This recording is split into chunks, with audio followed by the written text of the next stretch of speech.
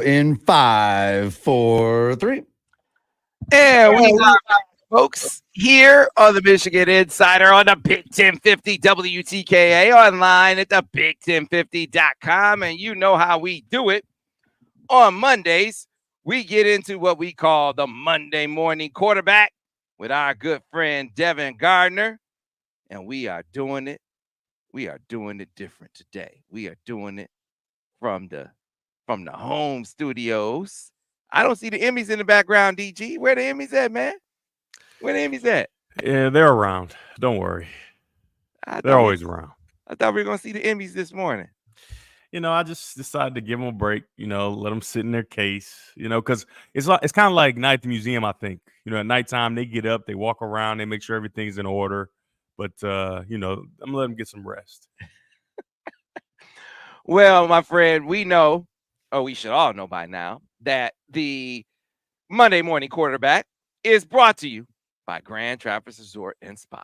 No truer north than Grand Traverse Resort. You can have a vacation it's a staycation. It is a place that takes you away without going so far away. We know that because when we go up north, we feel like we're on a journey far and wide, and it's only a couple of hours away. We go out, and Ira, he goes on a golf course. We go to the spa. My mother-in-law goes to the casino. The kids go down to the arcade. The boys, one of my sons goes to the pool. You know what I'm saying? There's something for everyone at Grand Traverse Resort and Spa. That's what's so great about it. And you know what I love? You know what I love? You love the spa. Of course. You love the spa. I know. I was coming back around to it, DG. It seems like you should lead with it, though. I just don't understand why you always take so much time to get to the main portion. It's like you eat all your sides first without, you got to get into that steak. And that steak is that spa, baby. I'm telling you. I mean, I guess the steak could be the golf course for other people, but for me. Yeah, and that's the thing about it. Golf still going on. You see, you might have thought Ira was just selling. Ira, you're just selling. Talking about Golf is still going on up north right now. Yeah, see, he's right on time. There's Ira Weintraub. He's like, golf in November. Golf maybe even in December, Sam. That Ira, he's just selling. No, he's not. It's November, and there's still golf going on up at Grand Traverse Resort. So it's still happening. You can still book your golf packages up there. Again, the great restaurant up there, the area restaurant, top of the tower. They have so many great places to eat. The wine up there is great. So many great things. GrandTraverseResort.com. We'll tell you more about it in the break. Great scenic views. We'll show them all to you in the break. So stay tuned for all of that. DG, it is time to get into talking about this game. We knew that Oregon is like that. The best team in the country, number one team in the country, athletes all over the place. They actually play some defense. I think Michigan came into this game a 2-touchdown underdog. I predicted that they would lose this game by that much. And yet you get into the game and you look up and it's like, man, they got an opportunity to be closer in this game. And yet when they had those opportunities, they weren't able to capitalize on. Yeah, the weird thing about Oregon is you look at a bunch of games post Ohio State, and it kind of seems like to a viewer that the game is kind of in limbo.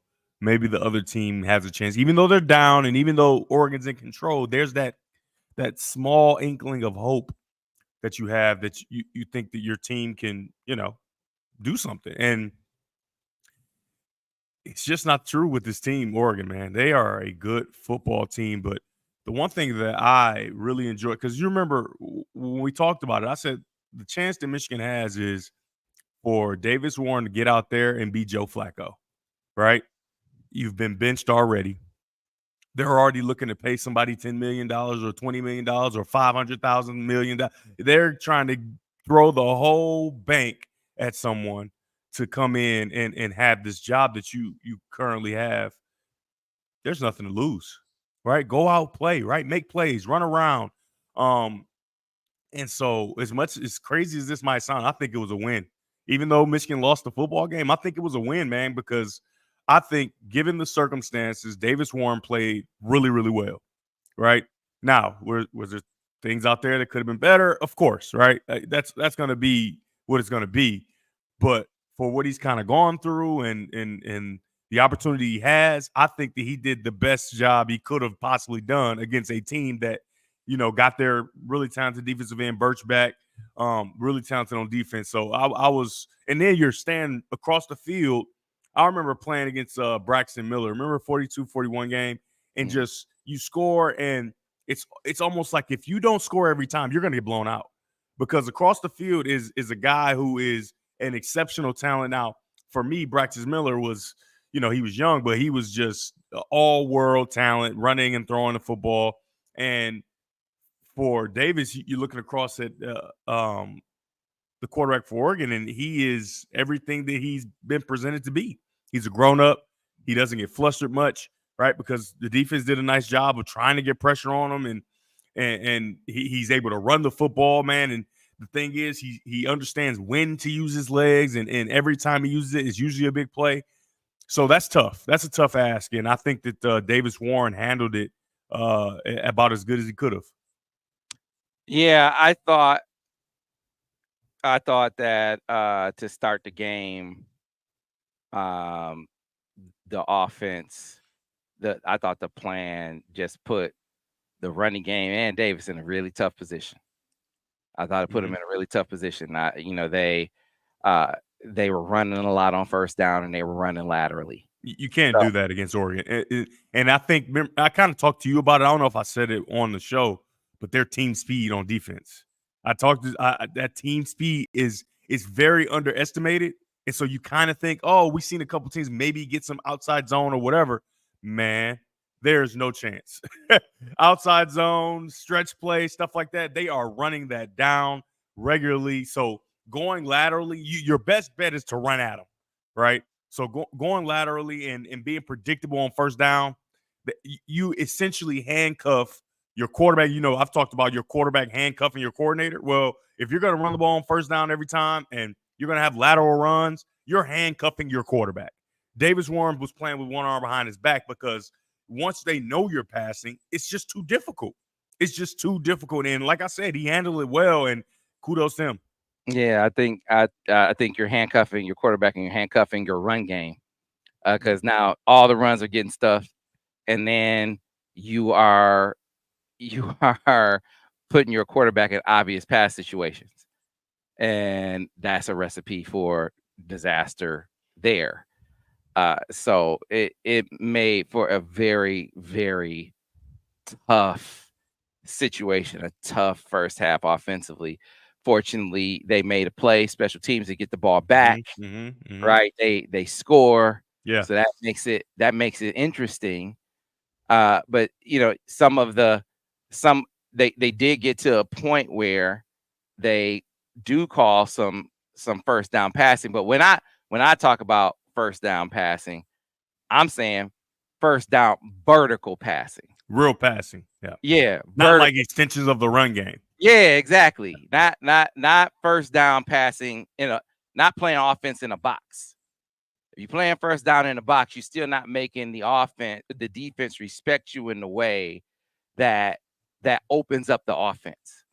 That opens up the run game. So as you got in the second half, now you start seeing what we're talking about. When the defense starts respecting your vertical passing game, and you pair that with some downhill rushing, right? The combination, now the offense is working. And you see the result. And now, so in concert, so work with me on this, DG. So to me, my novice eye, your play caller had to get comfortable with you gotta call some first down passes, like downfield passes. You got to get comfortable with that.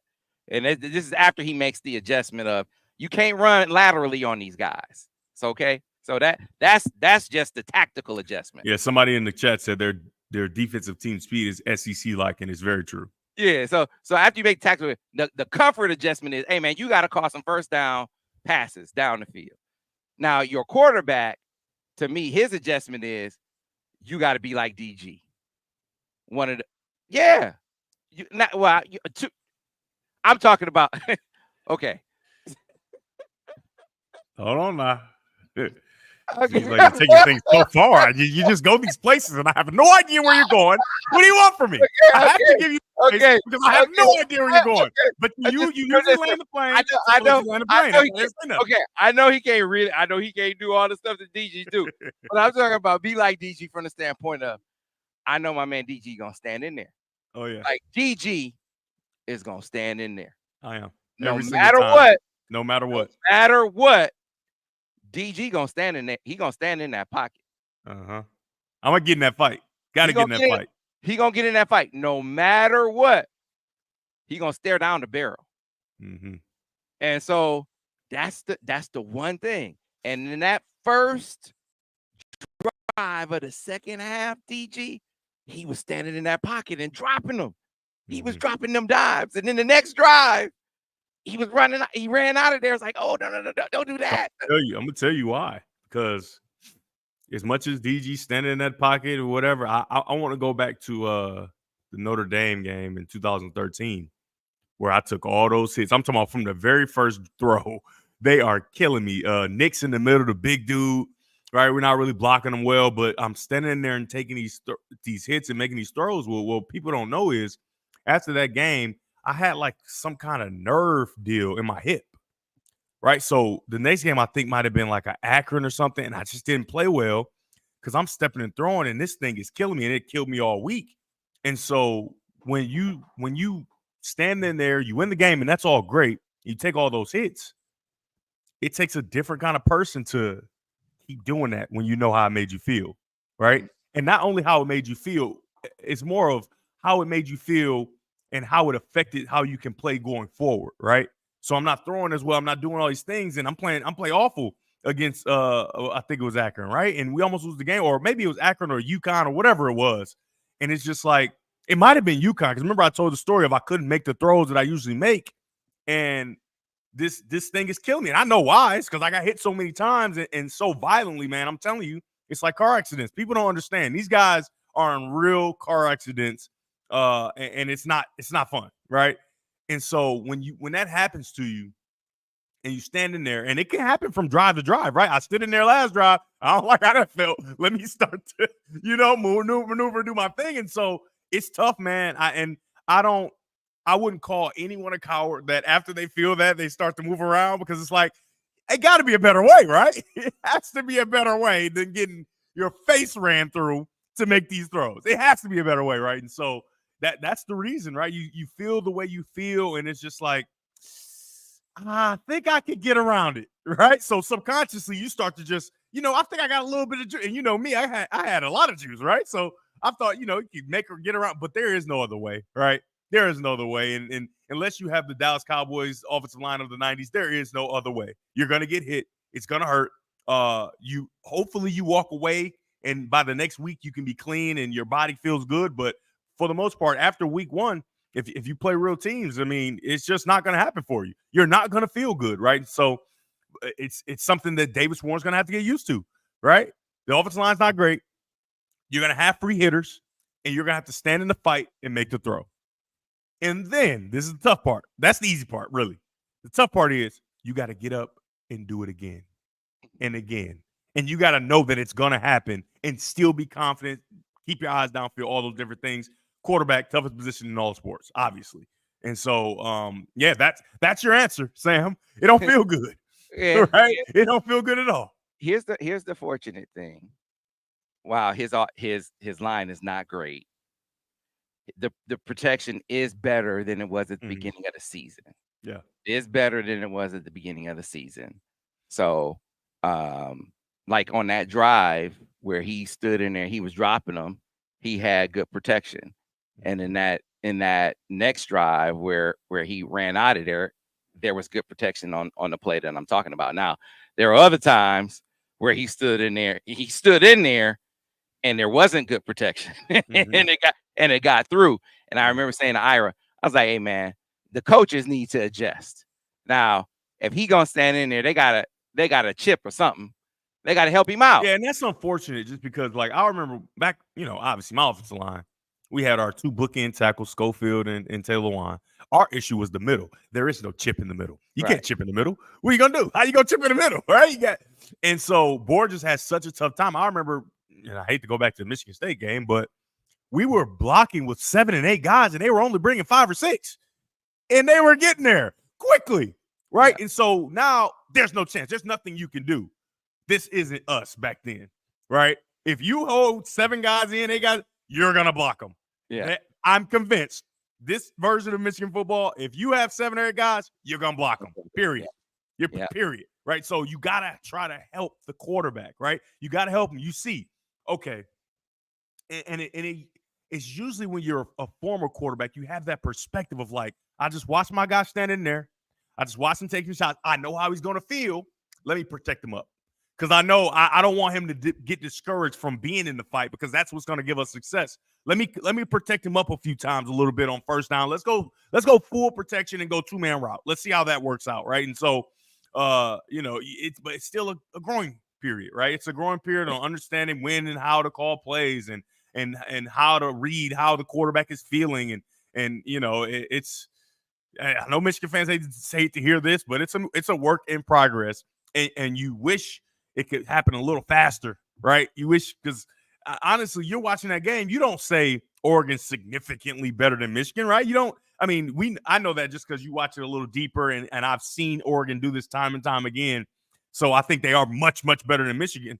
But when you watch the game and just take the game for the game and don't bring in anything else, previous success, of what they might do later, it looks like there were some opportunities that Michigan missed. They could have really made this a game and maybe even won it, right? And so when you can look at it like that, that means that you're not that far off, and the work just has to be done, right? It's up to the coaching staff to figure it out. These are the players you have, right? How can you best put them in position to be successful, period, right? It's not on the players anymore because they're doing what they're asked to do for the most part, right? And, they're still kids. I mean, not kids, but they're still young adults. They're not 25 yet, except for a couple, I guess. And their, frontal lobe has not been developed. So they're going to do stupid stuff. And no matter what they know and what you've taught them, sometimes they're going to mess it up because they just aren't great decision makers just yet, right? However, that's why you get paid all that money as a coach, right? Because their frontal lobes aren't developed than yours is. And because you can kind of plan for them not making great decisions all the time. And I think, like I said, it's up to them.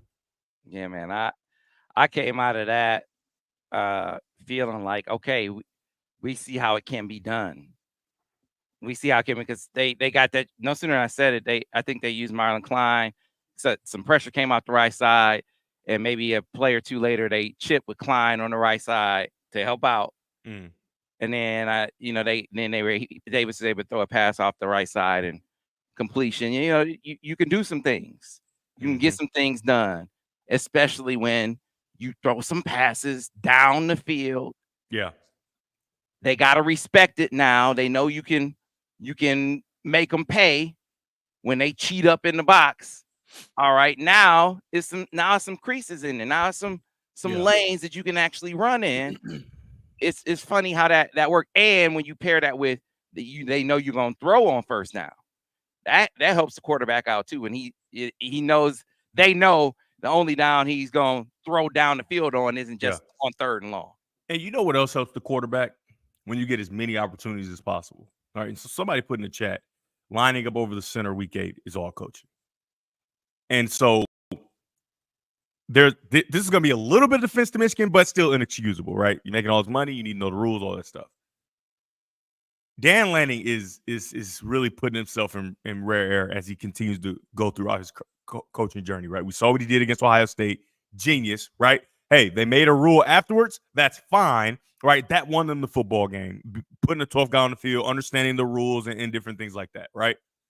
And then this formation thing that he did for the punt, right? That was intentional because he anticipated that the players wouldn't know, and maybe even the coaches wouldn't remind the players of, you can't, because it's a small detail that gets lost, right? And so when you see a kind of odd formation, right, you're just lining up, like trying to get going, and it was a huge mistake, right? Because you're going to get the ball back, and you're gonna get some momentum now, right? You just stopped the one of the best offenses in the country, the number one team in the country, and then you give them a free first down by lining up over the center, right? So that is coaching. You have to have your guys prepared, right, for things like this. And Dan Lanning on that play did, and Michigan did not. Yeah. Yeah. All right. So here's what we're going to do. We're going to get to a break. When we come back on the other side, it's going to be time for the driving force report. And what Devin normally does is this is when he gives his quarterback coaching breakdown. He's going to get deep dive his young go-getters. This is what I want you to do. This is what you did well. This is what I want you to improve upon as you get ready to face a team that on paper, man, they're wiping everybody out. Indiana's wiping everybody out. That they Even face. Michigan State was up 10, and when I'm looking, I'm like, it's not gonna last. I think they'll be fine. And it's not about Michigan State, right? Now, usually people think I'm just taking a shot at Michigan State, which is not always true. That's the same thing. Sam does that, but it's the way they played, right? I've watched their film because I might have the games at some point later on in the year, so I just want to get ahead of it because they're 9-0, man. And they're 9-0 after the coach said we're going to be 9-0. Google me. I win. Okay? I'm not about to keep on answering all these goofy questions. I win. You go look on the internet and you see what I do when I go places. And to back it up is amazing through the transfer portal, right? Yeah. Right? They got the same transfer portal as everybody else. And they got like 20, didn't they get like 25 guys from the portal? Something crazy. And he built this culture. And remember, they've done it with two different quarterbacks, right? The quarterback goes down, other one comes in, he throws a touchdown on that drive. And then the next game he plays well, and then the quarterback comes back and he plays well. So it's amazing what they've been able to do, and it sucks because now Michigan has to play them. Yeah, they have to play them. Tremendous. So veteran team from the standpoint that they got a lot of old guys. Yeah. Veteran guys, and they don't and really good scheme, and they don't make mistakes. They do not beat themselves. Yeah. Very disciplined. So, your offense needs to go out and hopefully they can bottle up some of what they did well and carry it over into this game. Hopefully, as a team. We got to put that thing in a pitcher so we can keep pouring in the bottle. After you drink it, you got to keep pouring more. We got to put it in a big pitcher. Big pitcher. Right. I hear you on that. So we'll get to a break. We'll come back on the other side. Monday morning quarterback, driving force report. DG is going to go coach Davis Warren. That's what we're going to do on the other side here on the Monday morning quarterback on the Michigan Insider on the Big 1050 WTKA online at thebig1050.com. Clear on the radio. All right, folks, we're going to take you on a journey. We're going to take you to a place called Grand Traverse Resort and Spa. Oh. There's no truer north than Grand Traverse Resort and Spa, folks. Isn't it beautiful? Isn't it grand? That place we call GTR. Isn't it grand out at Grand Traverse Resort and Spa? Very nice. Yeah. Picturesque scene. Not a snowflake in sight. Look at the rolling mounds and hills and the water. That's actually where we broadcast from. That right where you see that we're right in front of the that lake little thing. That lake, is it a lake? What do I call it? A lake? Pond? I think they call it a pond, DG. Hey man, it's a body of water. I'm not here for the semantics, okay? The body of water. You couldn't figure out what it was called either. There's a big bay on the other side of it too. If you look beyond, there's a big bay, but it's just a pond. Always trying to jump on somebody, man. I knew you was gonna do that. I knew you was gonna do that. You couldn't find a word. I'm trying to help you out, and you gonna jump on me. I appreciate it though. It's cool, but it's beautiful. DG, and then now's the time when you see the beautiful fall colors. This is a great time to be up at Grand Traverse Resort and Spa. Too, though, you can book your fall package, your golf package right now. Sam and DG do not golf. To answer your question, Sam has all the golfing gear. I do. He has all the golfing gear, but I wouldn't say he golfs. I like to look the part. I love to look the part. He got a lot of gear though. When I tell you, he got I've never seen a human that got like half the pro shop. It's almost like if you didn't play football and you got a multiple pair of cleats. So what are you doing? DG, here's the What do difference. you need those for? So he got like multiple. He does have golf cleats. Yeah, he doesn't need those golf He cleats. got multiple golf shoes, but he don't golf. So it's like pretty I sweet, can though. see one pair. Like, you know me, I like bowling, so I have one pair of bowling shoes just in case I got to go bowling. But to have multiple of something you really don't get down with like that is insane, and that means you got that bread. Like I've always said, he has come a long way from Flint. I'm just telling you. And they Jordan too. It's not like he got some off the rack. No, right, they're Nordstrom's Jordan. rack or something. They are Jordan golf shoes. It's unbelievable, guys. We need to everybody round of applause. If you're watching right now, just start clapping for old Sam, who has made his way from little to nothing to he's got definitely something now. Oh, but that's a long-winded answer for no. Neither of us golf for real. GrandTraverseResort.com. Again, a beautiful place to spend time. Look at that pond. Look at that pond. It's something great for everyone at Grand Traverse Resort and Spa. GrandTraverseResort.com. Hey to Caroline and hey to Eric. Great people up there as well. Great places to eat. Great place to be. So, hey, the original MF. Listen, man, I'm not a directions guy. Okay. I don't know which way is east, north. I just know left, right, up, and down. I'm very good at those. So if you need to know, hey, it's up. Hey, man, it's over there to the left. I know exactly where to look, okay? Stop with the east, north, west, south, all this stuff, man. I don't know where that is in relation to where I currently am. I'm a navigation system guy, okay? I navigate to, Sam, you don't know this, but I navigate to WTKA every single time. And I've been there so many times. There's no reason for me to do that. I navigate every time. That's not true. Now, DG, that's not true because that one time that you're coming on the highway and it's closed for an accident, your directions will give you the way around it. See, Sam, you see what happened there? I already know it's garbage that I'm still using my navigation to get there, but he's still with me. Are you kidding? I use navigation to go places I know all the time because I know that if there's an accident, it will send me around it. Sam, you need to take some notes. Yeah. Take some notes from Ira, man. He is on my side. So if I say it's a river or a lake, he ain't gonna jump on me. I wasn't jumping on you. I wasn't jumping on you, DG. You know you're my guy. What game do you have this week, DG? By the way, I got another Heisman candidate. I got Boise State, Nevada. I'm so hyped. I was praying like, please, I gotta get one, at least one. I gotta be on that blue turf once. I got to see this. You know what? In person. We're coming back here, but I cannot wait to see what suit you have to match the blue turf. Boise State this week.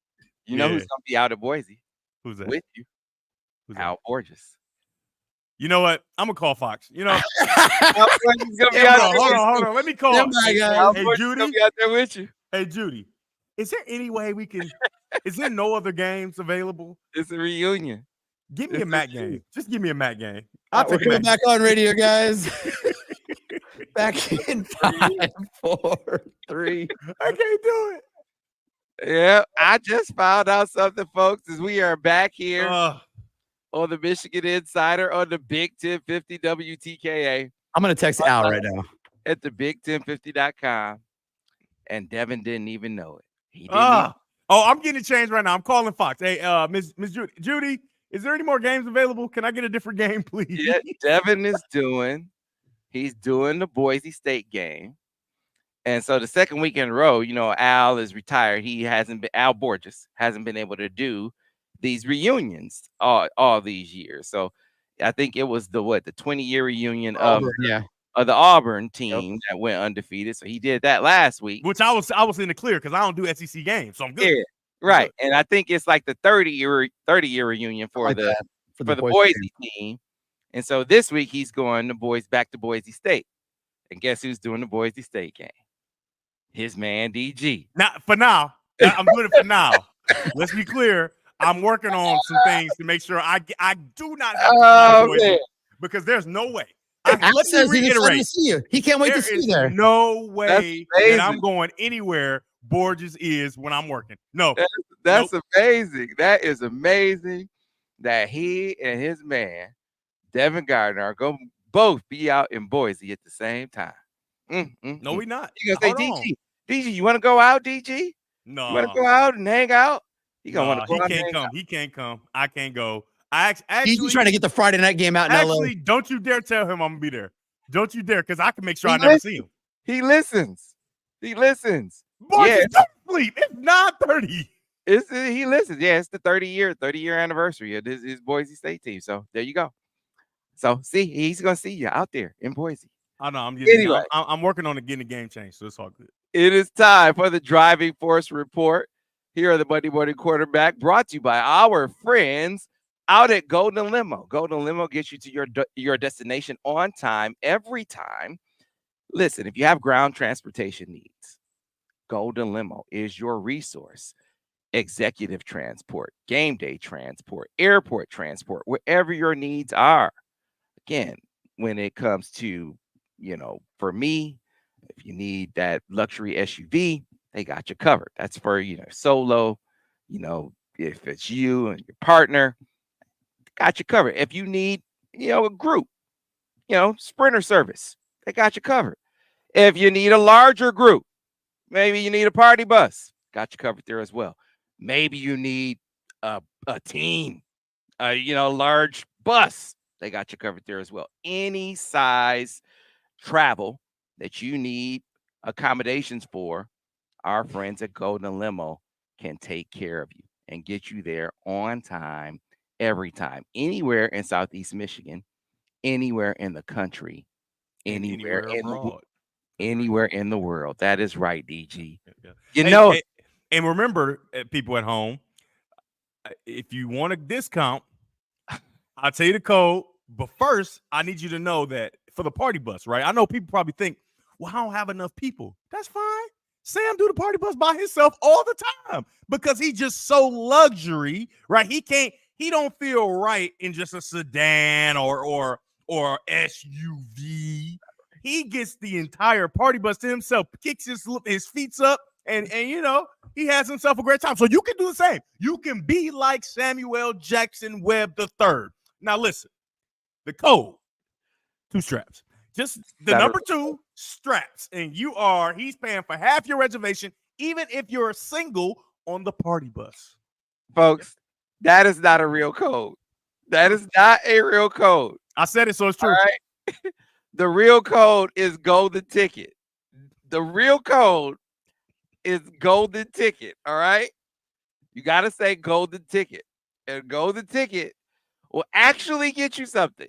It will actually get you a portion of your reservation fee donated to Michigan NIL. You want to help Michigan players in their NIL endeavors. A portion of your reservation fee will go to that.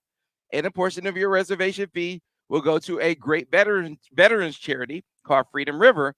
And you will maybe be selected to be a part of the postseason party that Golden Limo is putting together with some members of the team, the Dropping Dimes crew, Borges, Bedford, and it's going to be a great postseason party in January. So we'll tell you more about it in the weeks to come. But make sure when you book your ground transportation at Golden Limo, at goldenlimo.com, you say, you book it saying golden ticket. All right. So Sam, what you're saying is using code 2 straps will not get you a bottle of bubbly. It will not. It will not. Let's get to the I thought it would for sure.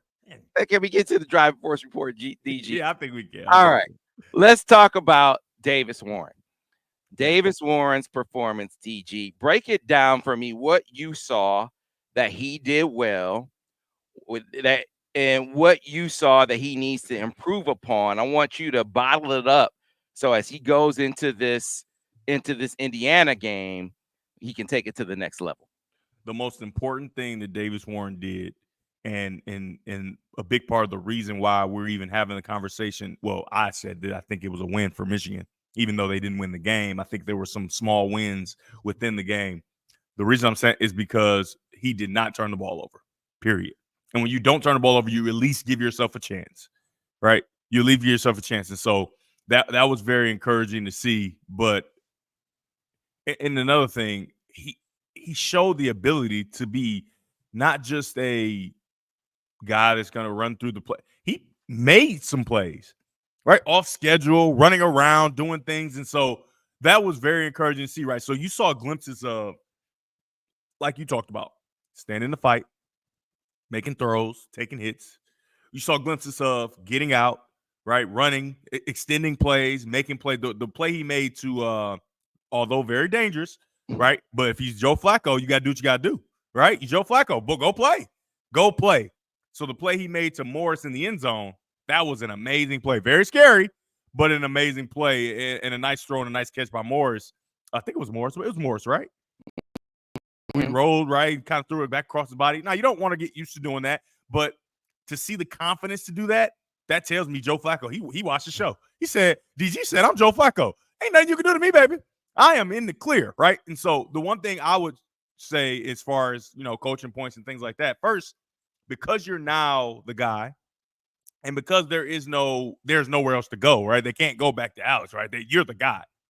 You need to have a real conversation. You need to walk in there with your shirt untucked, right? Maybe button your shirt down a little chest hair showing, and say, hey, this is what I want. This is what I like the most. Stop calling this.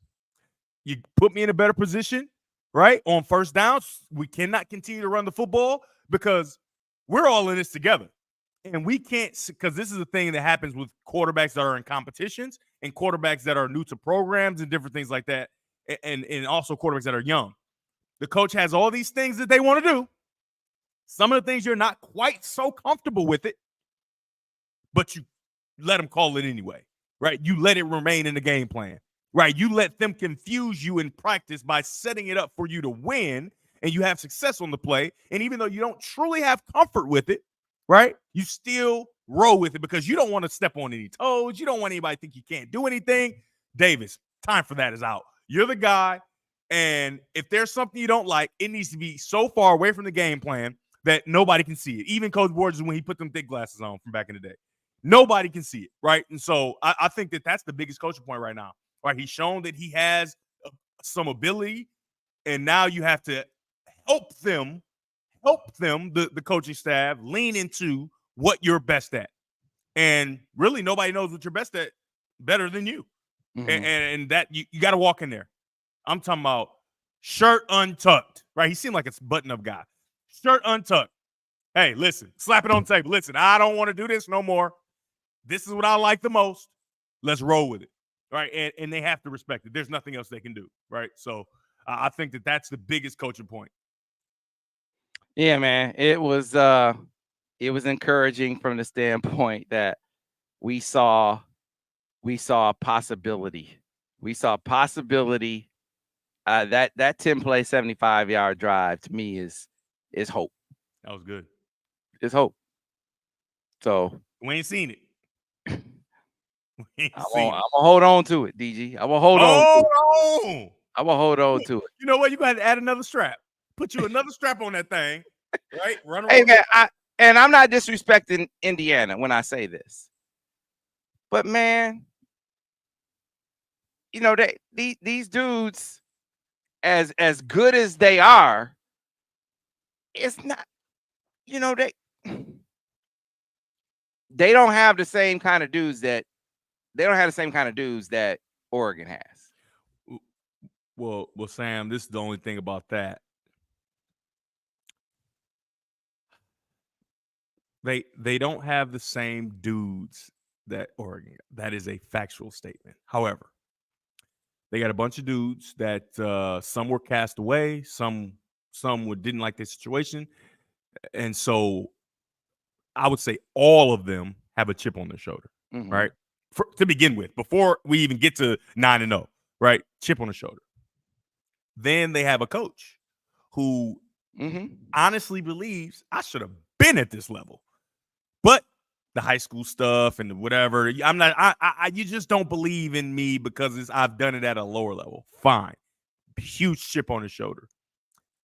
They have a coach that goes out publicly and says, hey, man, we're not worried about nobody. It's about us. I believe in my guys. And so now you have a team, chip on the shoulder, talented with belief, right? Belief is dangerous. Hope is dangerous because you see people all the time make money preying off people's hope, right?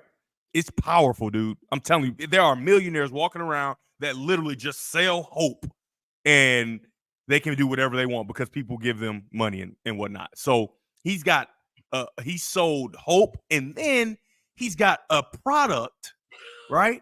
A product that proves that he wasn't just selling garbage.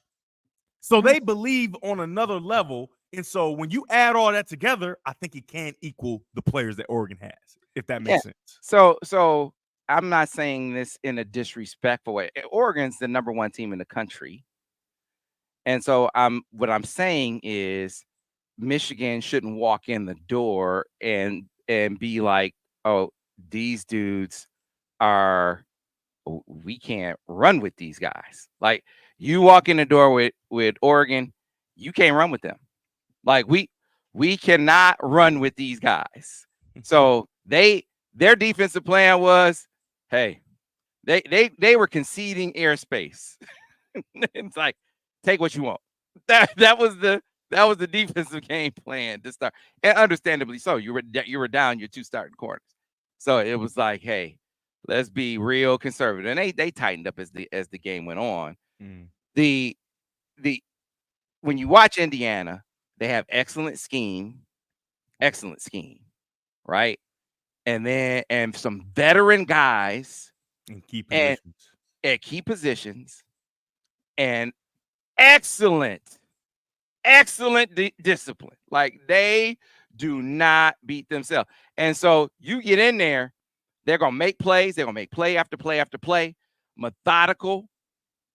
And you, on the other hand, your first mistake, boom. Next thing you know, they capitalize. They turn the next thing you know, you're down 14-0 because you made a mistake and they turned it into a touchdown the other way. Right? So you cannot make mistakes because they've immediately turned your mistake into a score. So they beat you by turning your mistakes into points. And that is, to me, the big key. So if you can minimize your mistakes and play some disciplined football, you'll be okay, because they aren't going to out-athlete you, is my point. Like, Oregon's going to out-athlete you. Yeah. And that's my only point, is this is not a team that is going to wow you with athletes. Michigan is going to step into this game, and it's not going to be one of those games where they're going to be overwhelmed by the athleticism on the other side. Oh, yeah, 100%. That's 100%. And you know, I see people in the chat saying they haven't played anybody in whatever. Listen, guys, I've watched the film. Them not playing anybody is of no consequence. This is a really, really good football team, a battle-tested football team, right? Yeah, the teams that they played and beaten, everybody thought that they would be beaten by them before the season, right? They thought they had a season where they probably win 3 games, I would say, right? And I want you to remember, this is the same thing they said about Michigan before they won the national championship. Not saying that this Indiana team is Michigan of last year, but that was the gripe, right? Oh, Michigan haven't played anybody. But when you look at what they've done to who they played, right, go look it up. They have made those teams look obsolete, including a Nebraska team that took Ohio State to the brink. I'm talking about completely destroyed them. And I saw Nebraska live. That's a good football team, defensively and offensively. Now, the quarterback makes some late mistakes against Ohio State, and that's the only reason they didn't beat Ohio State, in my opinion. Quarterback just became a true freshman late in the game. Well, that same quarterback, that same team that Ohio State struggled with, Indiana absolutely demolished them from the start. Wasn't even close. And when you think about it, it's like, well, do they have the athletes, though? Because when you do that to a team, that's the athletes doing that usually. They have good team athletes. Not going to blow people out as much. You know what I mean? I'm not talking about you. I'm not talking about you, Sam. I'm talking about the chat. Because they're looking at Indiana. They're taking your words and kind of make it, and they're not understanding what you're saying. And they're thinking, oh, this is about to be, it's level down. It's nothing, right? Well, Oregon barely beat Ohio State by 1 point. And, this is not always true comparing opponents, but let's just look at this. Oregon beat Ohio State by 1 point off of a call, a great coaching decision, whatever, right? Ohio State just barely beat Nebraska. A week or two prior, Indiana demolished Nebraska. Wasn't even close from the start. So take that for what you want, but this is not Indiana from old. This is not DG 503-yard pass Indiana. Ain't nobody throwing 500 yards on Indiana this year. I'm sorry. It's not going to happen. Right? So I think the game plan has to be the best it's ever been, right? And we should treat this like it's Oregon, We should treat this like it's Alabama. You know what I mean? We I should agree. treat this like 100%. it's the best team in the country because 100%. they are 9-0 and they are playing really, really good football. And yeah, so that's my take on I agree Indiana. 100%. Come out. And see, this is counterintuitive to what we've known Michigan to be. You got to throw to set up the run, throw to open up the run. DG, that's this team's identity now. Yeah. You got to throw to open up the run Yeah. with this team in its current incarnation. This is You- not you- the you kind know of a film to watch. Minnesota, they've really figured out after Michigan, and I don't remember what they did on offense against Michigan because I don't watch as much, right? I watched a little bit of the game, but I wanted to watch the other teams when I got prepared for them last week, just because I just don't want to. Michigan, you get distracted. It's like, oh my God, what are they doing? I'm watching the wrong side, right? But what they have done with their older quarterback is what I mean. He's a grown up. I think is a really, like you said, throwing to run the football. That's what they do. And they have a really talented running back in Taylor, Darius Taylor, that, I'm still kind of confused at how Michigan allowed him to go, but whatever. They try. They have a really, really good plan. And so go look at what Minnesota did last week and what they've done in previous weeks to beat USC, beat Maryland, different teams like that. And I think that's the formula that Michigan should lean into. Yeah, it shall be interesting to see what they take from this last game. Because I thought the second half there were some things that there's some things that you can build on strategically. You hope in terms of, like I said, downfield passing, first down passing, and how those things pair and how those things help open up the run game, how they help establish comfort for Davis. Maybe that can give them some life in these last 3 games of the season. I can't believe it's only 3 games left. That's crazy. Yeah. So we shall see, folks, as we will get to some questions for DG coming up in the chat. But let's get to this super chat question because this guy, Mowerman USA, said you're his favorite U of M QB all time. It's my favorite U of M QB. Where is the player leadership this year? Not close to last year when the team had Quorum, Sammy Risto, JJ, and more. Far too many mistakes and lack of discipline. DG, is this job too big for Sharon, do you think? So I don't want to say it's too big for Sharon, right? However, given the circumstances and what we've seen, the fumbling of the quarterback situation, different things like that, I can't be mad at someone that suggests that, right? There's no way I can be mad at someone that suggests that because of what we've seen. It seems like a lot of mismanagement of situational stuff, not only in game and on the field, but also like in the locker room type of thing. And it's hard to have the leadership that we had a year ago because think about it. Quorum, 4-year starter, production through the roof. JJ, 3-year starter, and really was a catalyst of that first Big Ten championship as well in a lot of areas when he came in to spell a quarterback at the time.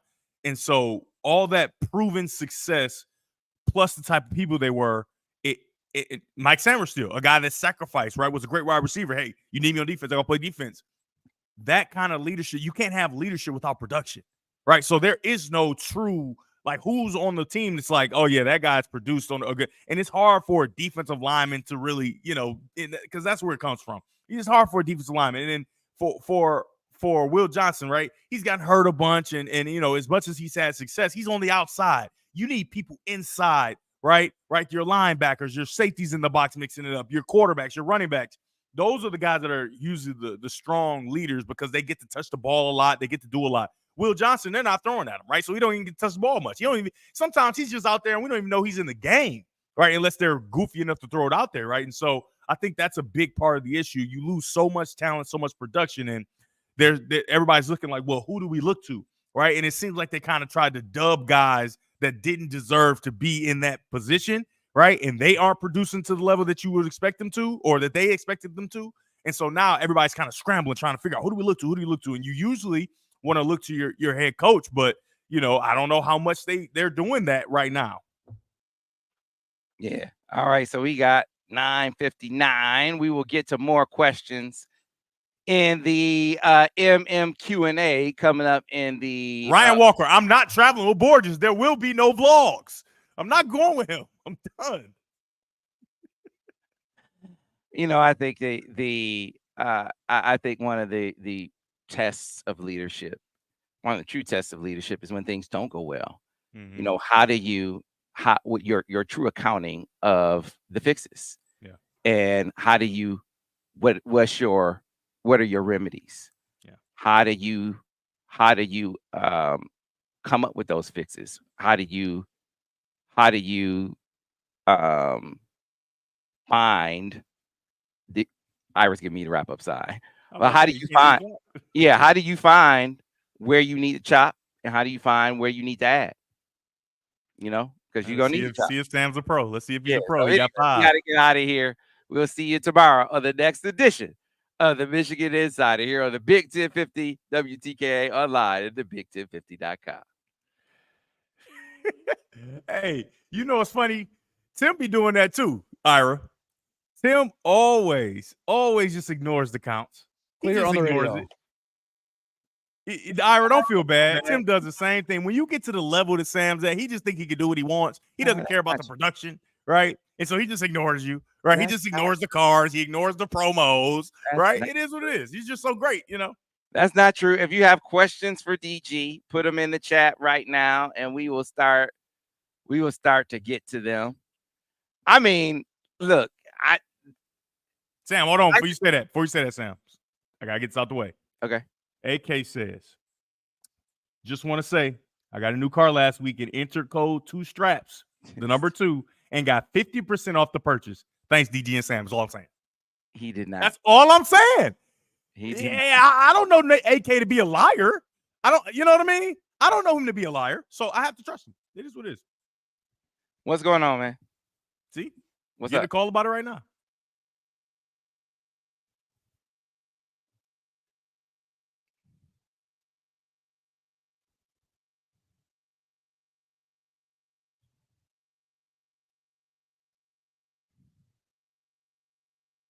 Okay. We gonna so the Keep Bryce Home campaign.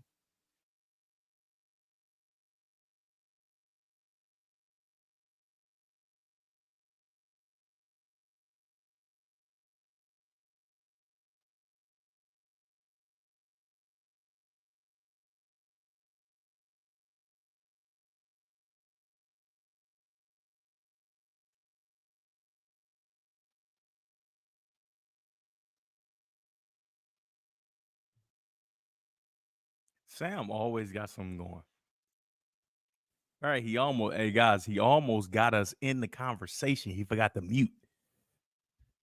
Dang it. Almost got exclusive for y'all, man. I'm sorry. I'm trying to read his lips, Adam, and I'm struggling because I didn't recognize that he had went mute for a second. I was like, why is the sound no longer coming out? Let's just try. Here we go. He's listening right now, and okay. I got it. He said, I got it. But what does he got? This feels like Toy Story. Remember on Toy Story when it was, come in, Mother Bird. Come in, Mother Bird. It's a big one. Let's see. See, got it. Right. And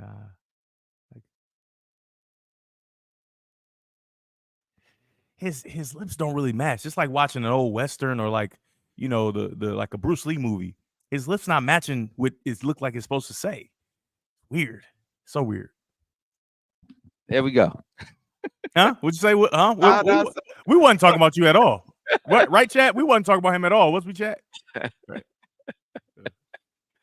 So hey, so that is what was that phone call about?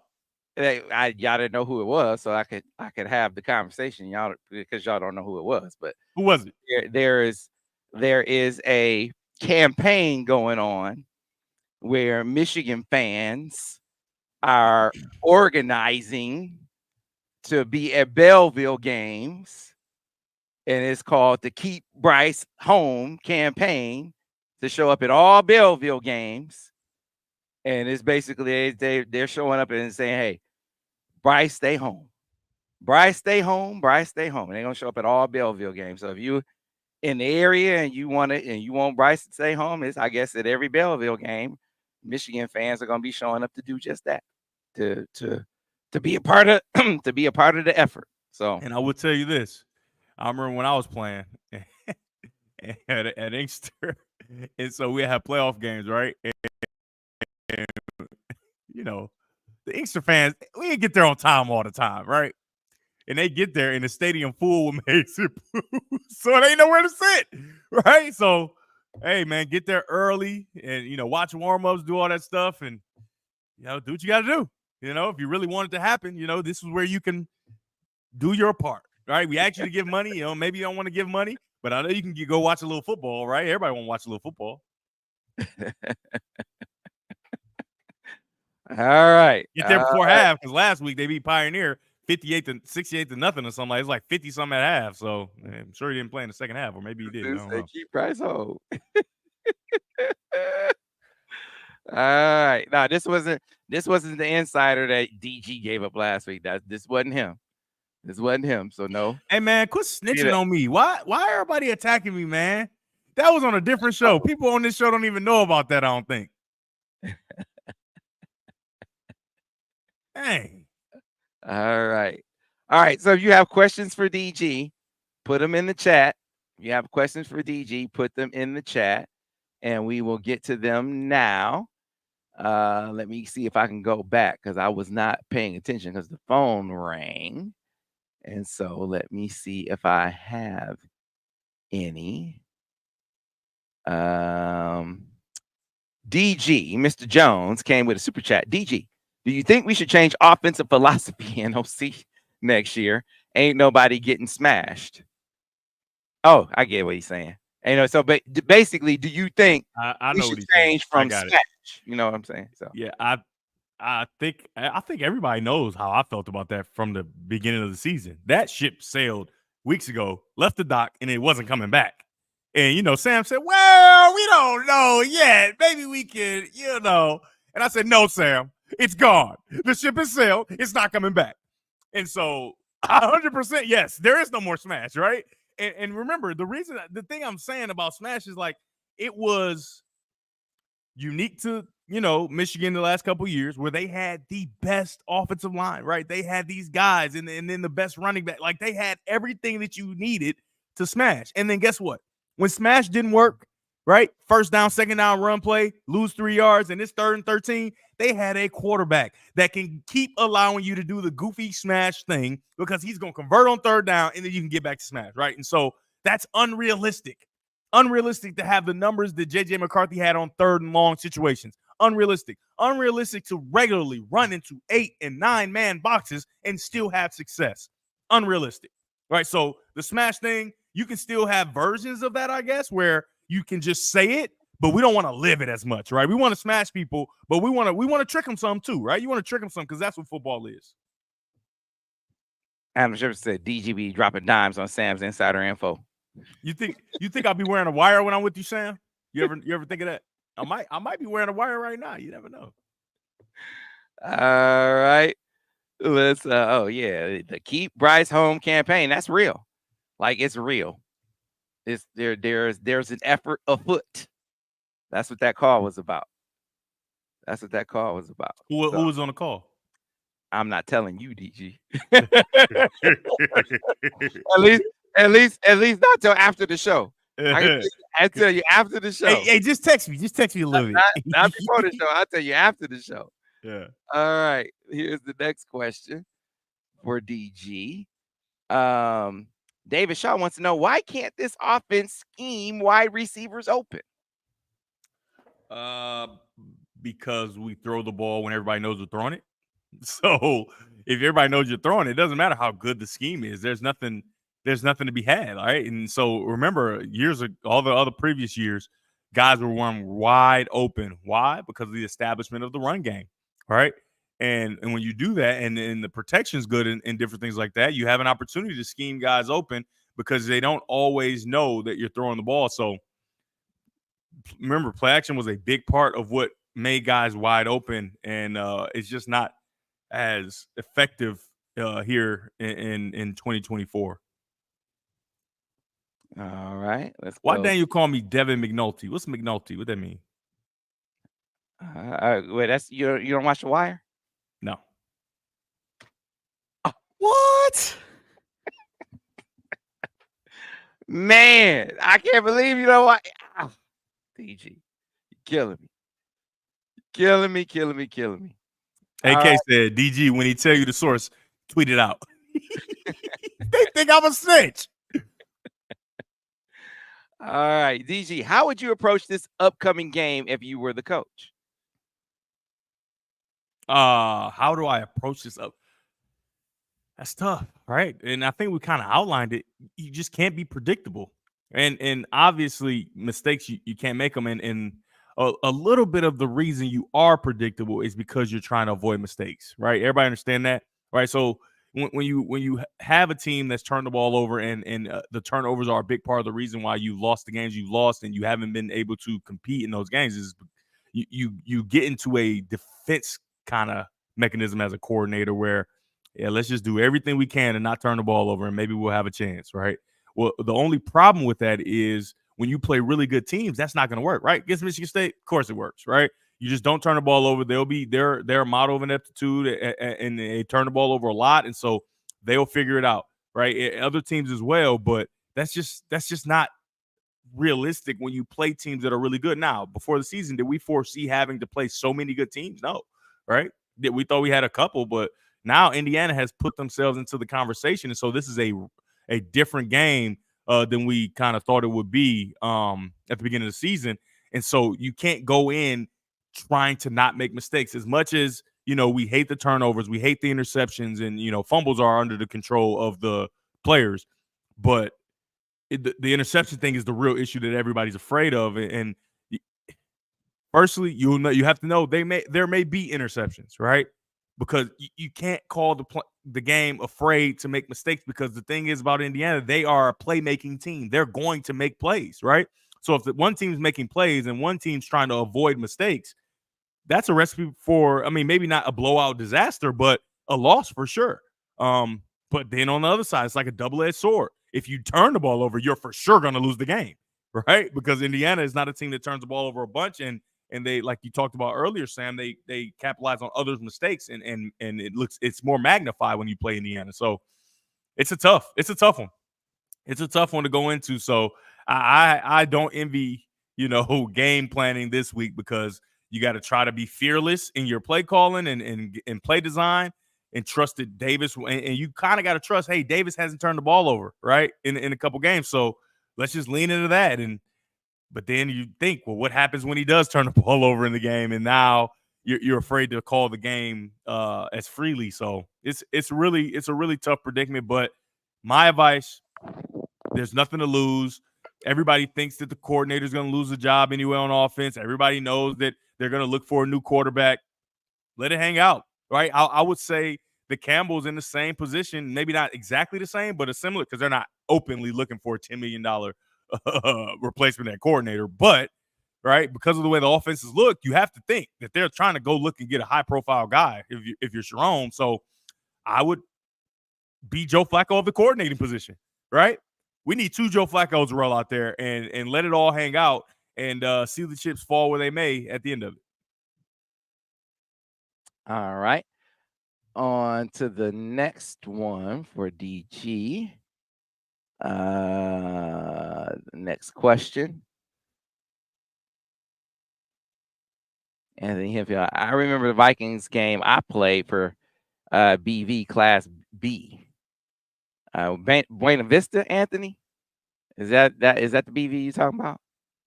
I think that must be the BV he's talking about. I don't know if you got that one, DG. I just thought he was bringing up one game. Let's go to the next one. Nate the Great. Does Indiana have any weaknesses?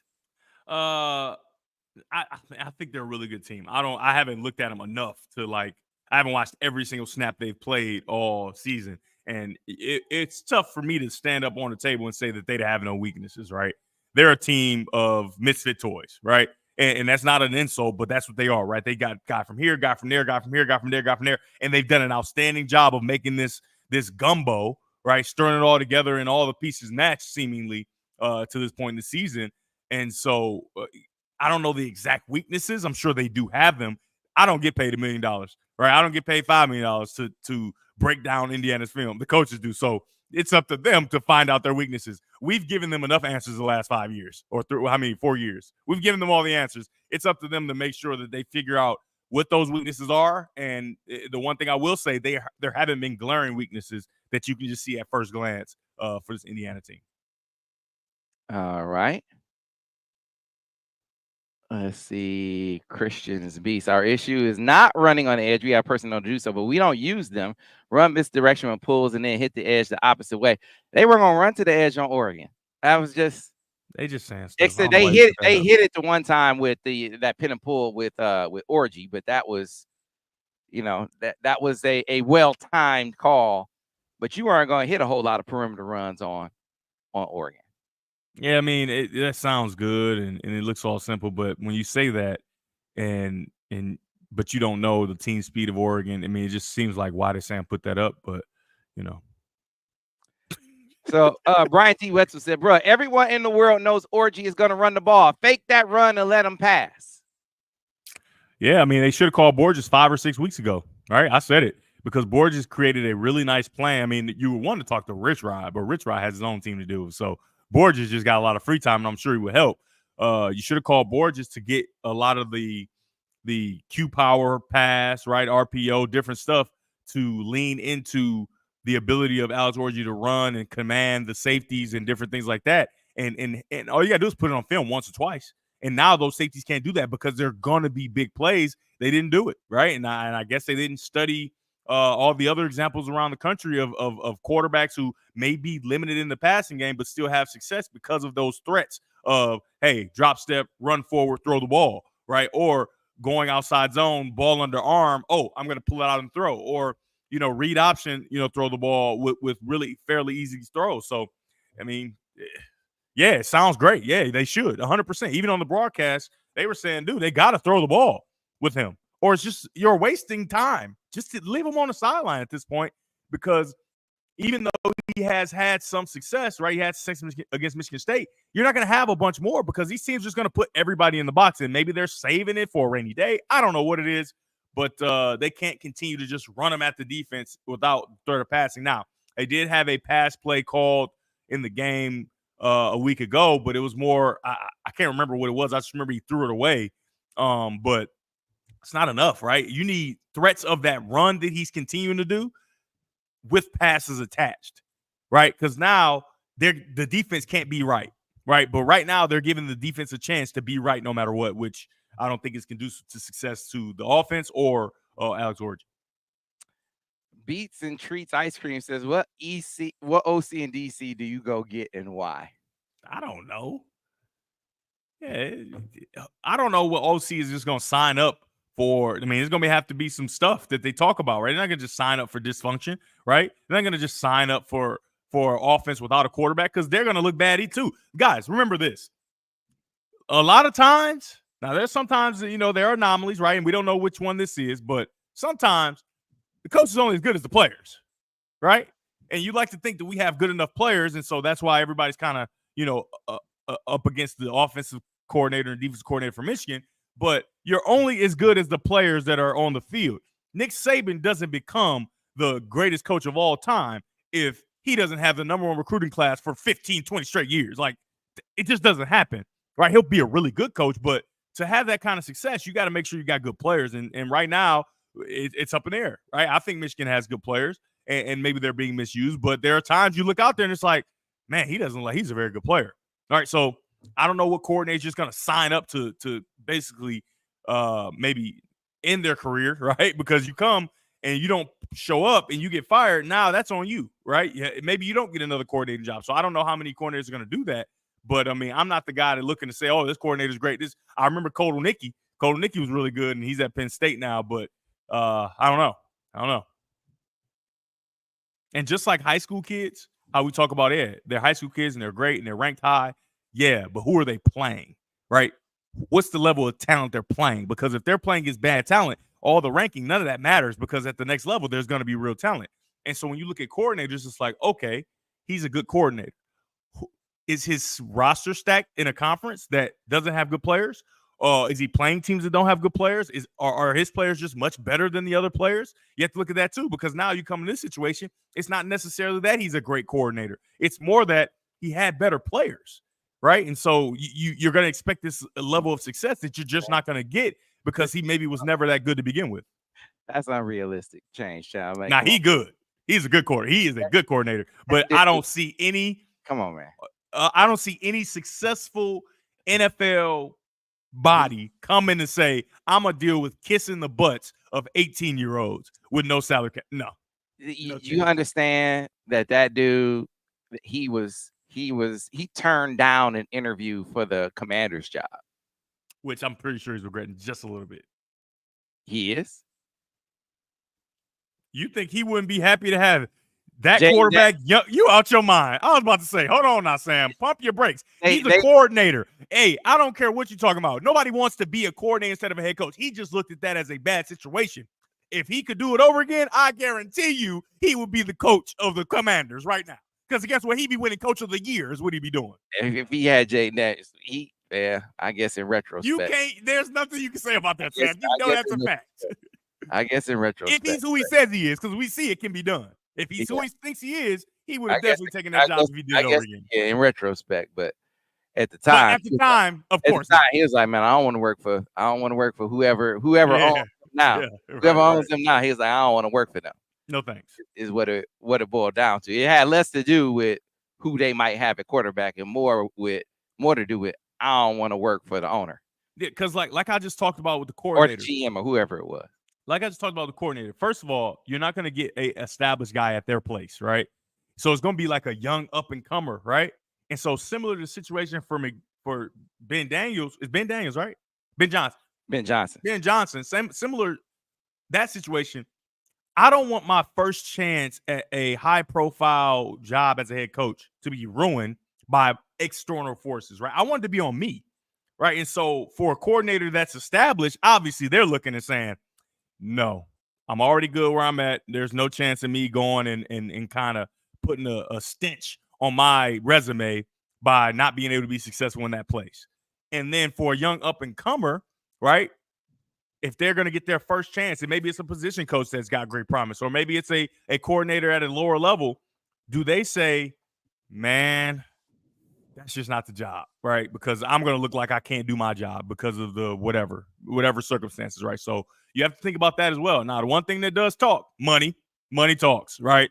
So you get some lower level guy that has great promise at a lower level, and you say, we'll give you an X amount of dollars. I think that, you get that guy, but still, it goes back to you got to do your research because you just don't know. Maybe that coordinator is just good at that level because his players are better than the players in the league or the players that they play against. So, yeah, it's tough, right? It's a bad position to be in, honestly. Mm-hmm. AK says, DG, it felt like Warren was missing open guys or not throwing with anticipation. Did the all-22 confirm that? Well, you don't want to get too particular because he made plays out there, right? And he didn't turn the ball over, right? Obviously, he's not going to throw with anticipation every time, right? Remember, how many games starting is he in? 2, 4, 3, 4? 4. This is his 4th game, I think. Not going to happen, dude. I mean, it'll happen from time to time, but it's not going to happen regularly, right? So there's going to be spots on the field where guys are running wide open and he misses them, or guys are open earlier and he doesn't get it to them quick enough and different things like that. That's going to happen for sure. He's only in his 4th start, so we're not going to kill him for that. But if this were him a year from now with 15 starts, yeah, we would get on that all-22 and make sure that we highlight, not all of them, because remember when we had Cade, we didn't do all of them. We left a lot, without doing all, but we got to do some just so you know that it's not what it should be, but he's still learning and trying to develop, so we're not going to put him out there in that situation. Okay, I'm going to see if I can interpret this right. Scott Henry says on Facebook, Warren was making some plays. 1st and goal, they shut the play calling down. Ball in midfield, nothing for Warren. Chances to get back in the game, wasted. You feel like that? A little bit, just because it's like he's kind of rolling, right? He's playing beyond himself, in my opinion, is what I was looking at. And then it's so funny because I was riding, to the airport watching on the iPad, and Terry Richardson was with me too, and and I forgot it was a decent amount of times, but the play will be called. I think it was like a jet sweep to maybe it was a jet sweep to Colston or something like that. Maybe it's quick. I don't know. And it was just like a collective sigh of like, oh my gosh, that's not gonna work. What film did you watch to say that will work? Right? The team speed is just too much. You're gonna get Colston hurt because you put him in these awkward positions with guys running him down. And it's just like, man, there were some opportunities I think that were squandered, but it's gone. It's in the past now. There's nothing you can do about it. All right, DG. David Cross says, why will they not let Orgy throw the damn ball? The whole world, some world, I guess, knows right. When he comes in, it's a run. Campbell is too obvious with his play calling. What say you? Hey, you're seeing the same thing I'm seeing. And it's not like it's a secret, right? It's not like, it's not like you got this great eye or I've got this great eye. The broadcaster, everybody, it's very clear, right? The only people that's not clear to is Michigan at this point, right? And I think it's still kind of that smash mentality. Hey, we got a +1 run. It should work. It will work. And we had some success against Michigan State. This is a different animal, right? They were playing on Saturday. So I cannot reason. I do not know why they refuse to throw the football. I don't know what he did to anybody. I don't know what he did in practice. I don't know what is going on where it's just like no. Orgy will not throw. I don't know. Can't answer that. The one time he did get ready to throw, they had it. I got to give Oregon credit. They were ready for it. Yeah, it was like they were disciplined on it. The one time they did call a pass for him, but I guess I wouldn't have just called one. But you funny, Sam for the OC. I don't see why not. No, I'm not. I'm not saying that. I'm not saying that. Yeah, I wouldn't have called just one either. So that's I guess me for the OC too, and I wouldn't want that. But it's a new day. It's a new day, DG, and hopefully, again, they saw enough with Davis throwing it down the field. Give him some first down passes. Let him get in the rhythm. That's the comfort that you hope they establish with him, and then, you go from there. So I really got to take this call. So folks, we're gonna have to cut this short. All right, I got to take this call. Let's go do Me it too. for us, and we'll see you next time on the next edition of the Monday Morning Quarterback. Good day to you.